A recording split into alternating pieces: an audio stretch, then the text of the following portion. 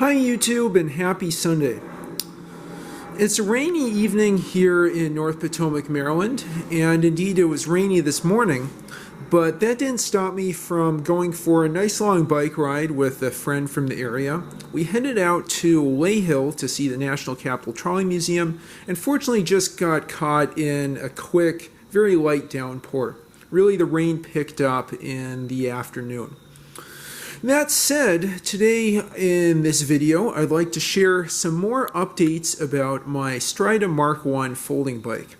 I've now had several sets of videos on these about yearly, and this is my third update about the Strida Mark I. Just to give a little background again about this, it is a folding bike that was designed by English engineer and industrial designer Mark Sanders as his master's thesis at Imperial College London. It was quite a productive, high impact, and money generating master's thesis, as he'd go on to sell these Stridas in Europe, I think particularly. They're made in the UK and Portugal between 1987 and 1993, and later throughout the world as these were manufactured as the Strida 2, Strida 3, Strida 5, and more recent models by Ming Cycles in Taiwan. Today I just want to mention some more updates since my last video.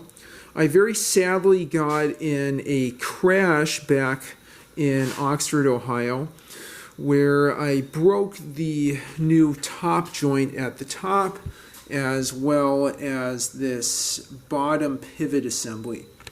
I was going a little too fast and the wind was really strong. I was trying to steer to stay straight in the wind, and I fell over and managed to crack the ASA white part that was here in the previous video and the original bottom joint assembly down here. Joint pivot assembly. Both of those are important for steering. I think it was a mistake to have the top joint printed in white ASA, as that turned out to be quite brittle and cracked in the crash.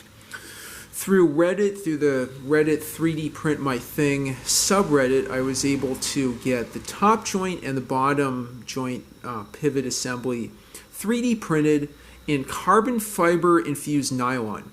This has much higher tensile strength and is more rigid than nylon. It has higher tensile strength than ABS and is more rigid than nylon thanks to the pieces of carbon fiber that are mixed in with the nylon. And it turns out that these parts cost about as much as the bike. Again, to remember, I got this whole bike with a broken top joint from an industrial design professor in Cincinnati for $40 back in the fall of 2021. So $40 for carbon fiber nylon parts I think was a pretty good deal, and that not only included the top joint but also this bottom joint pivot assembly here and replacement wheel clips for when you, it's on the other side there, fold the bike up. So that's one update. The other one that might be pretty noticeable is the new seat. The original seat is comfortable, excuse me, and I think has springs along the bottom, but just wasn't really good as far as my height and where I sit with relation to the handlebars. I guess what do you call that, fore-aft positioning. It turned out that I was removing a saddle from my Schwinn Latour bike that I think I've done a video review about, because it really wasn't too good for road riding. It's a little too wide for that. And when I replaced it, I decided to move this old Bell saddle over to the Strida. So far, it's turned out really good. Again, it's a memory foam saddle. It has a little cutout here, and it gives me the extra inch or two I need so that my knees just about clear the handlebars up here. I found that's a great improvement, but I am concerned, as some posters in Facebook have pointed out, that the positioning of the seat might lead to the seat assembly cracking. I'm careful not to over tighten this, but sadly I might have to push this a little bit forward. One improvement, even if I move this forward, that would remain is the height improvement. The old saddle rested right on this seat post assembly. The new saddle is maybe an inch above the seat post assembly, which also helps since I'm 5'10" and kind of on the taller range of riders for this bike. It's memory foam and also has springs on the bottom, so that's further improved the ride quality, in addition just to the natural shock absorption of that bottom joint pivot piece that you can see here with this lever. Besides that, I also recently repacked the hubs and replaced cones on the front and rear wheel. That was a lot more fun than I expected. Working on this bike has probably been more fun than riding it, frankly. And riding it's also fun. It's just that I'm pretty tall. I have to splay my knees out in order to pedal pretty well. Anyway, so I just noticed that the wheels felt a bit loose, and so I readjusted the cones on these, put in new grease, and reassembled these.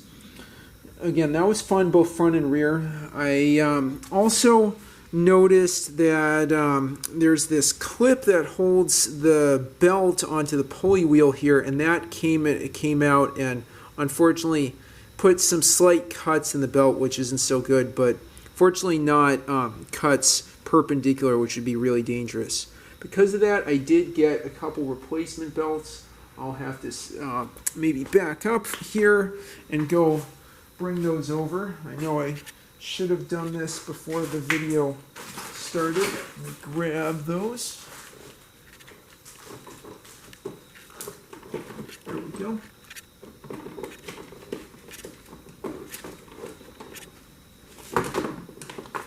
Okay. That are these two best torque belts. I got these from V-Belt Guys. And if I remember right, they're about $8 a piece, not counting shipping. Pretty good deal, considering as long as you keep these clean, they should last thousands of miles.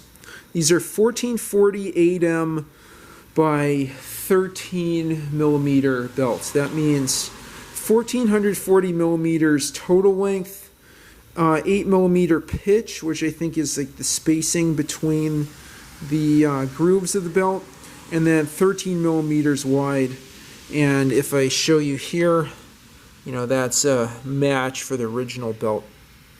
Or let me show you that a bit better. Yeah, you can see this fits right above the original belt without an appreciable gap. Anyway, so those are some of the updates since the last video. I'm finding this rides even faster and smoother than before, especially, you know, now that I've repacked the hub bearings. I used to average about 10 to 12 miles an hour. Now I average 13 and a half miles an hour. I mean, part of it's just the roads here have a very nice, smooth bike lanes and bike routes without a lot of stoplights, and I mean that will make you faster. I'm hoping to use this on small utility rides in the area, maybe take it on the subway into DC and get some funny looks. But anyway, thanks for watching. Let me know if you have any comments down below. Oh, and before I forget, the last thing I'll do, and I might make a video on this, is I'm planning to nickel plate the pulley wheel here to make it last longer. I talked to Mark Sanders, who's surprisingly prompt in answering Facebook questions, and he said based on the appearance of the pulley wheel here that it is soft zinc. Later models are nickel plated, and that will reduce wear.